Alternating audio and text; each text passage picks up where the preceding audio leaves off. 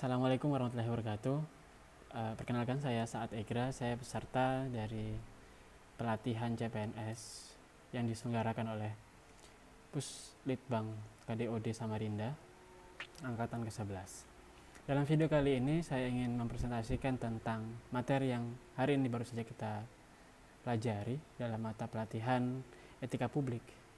Jadi secara garis besar, mata diklat ini, mata pelatihan ini ingin membekali peserta untuk memberikan kemampuan mengaktualisasikan etika publik dalam mengelola pelaksanaan tugas yang nantinya akan diemban oleh para calon peserta atau para ASN ini. Sehingga pada saat kerjanya menggunakan fungsi-fungsi akuntabilitas, etika, dan bertanggung jawab, serta memiliki kemampuan leadership yang baik. Kemudian, dalam mengelola tugas perlu adanya etika publik. Nah, kemudian sebelum kita jauh lebih banyak, kita perlu tahu tujuan-tujuan dari pembelajaran etika publik ini. Dan secara garis besar, sebenarnya perlu kita mengetahui untuk apa sebenarnya kita mempelajari ini. Yang pertama adalah agar kita itu ingat sebagai seorang ASN dan juga sadar akan langkah-langkah yang kita ambil. Karena sebagai seorang ASN, banyak mata akan memperhatikan kita. Apa sebabnya?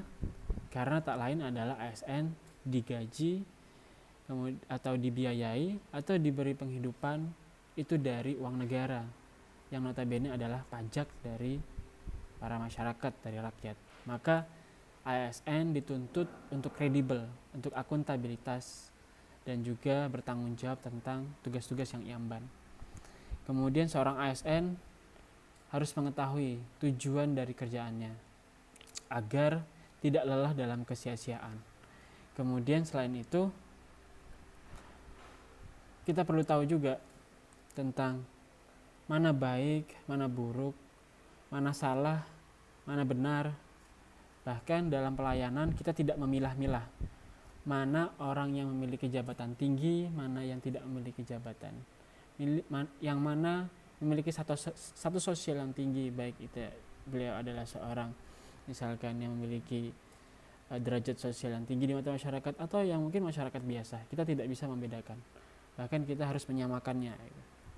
Kemudian tuntutan etika publik dan kompetensi ada beberapa hal. Yang pertama adalah profesionalitas, yang kemudian adalah kompetensi teknik, leadership, dan juga kompetensi etika. Maka etika dari seorang ASN itu sangat menjadi perhatian. Tidak bisa kita mempermainkannya. Bahkan dalam studi ini kami diberikan beberapa kasus. Contoh yang kami ambil adalah kasus di salah satu kota besar di Jawa, di mana dalam kasus ini PNS bolos saat jam kerja, bahkan langsung digerebek oleh pimpinan daerahnya. Pada saat jam kerja, mereka mengunjungi suatu resto dan juga karaoke, sehingga pada saat itu menandakan bahwa disiplin dari seorang ASN itu ternodai. Kemudian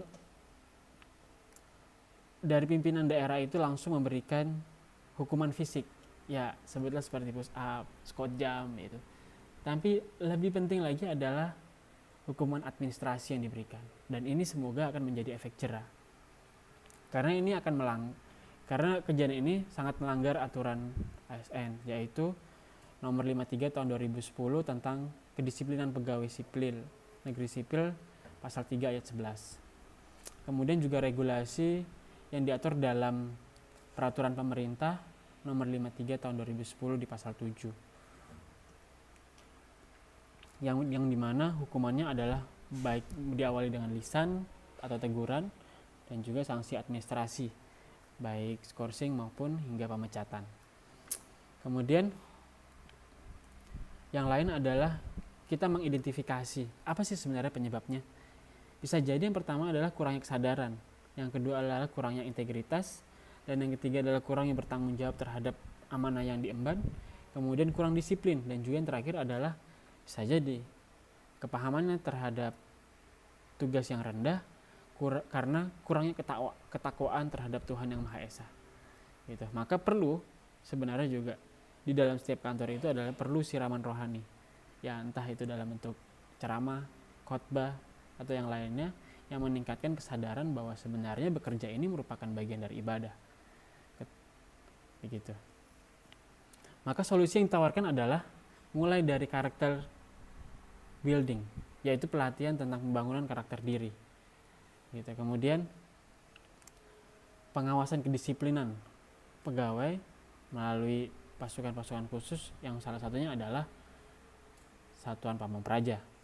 Yang selanjutnya adalah pembinaan terhadap pelanggar. Kemudian perlunya ada introspeksi secara berkala.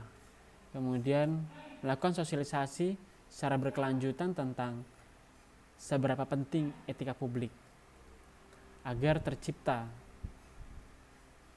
aparatur sipil negara yang berkompeten, yang jujur, yang berintegritas, dan tentunya yang bertakwa pada Allah Subhanahu wa taala. Terima kasih, semoga bermanfaat. Wassalamualaikum warahmatullahi wabarakatuh.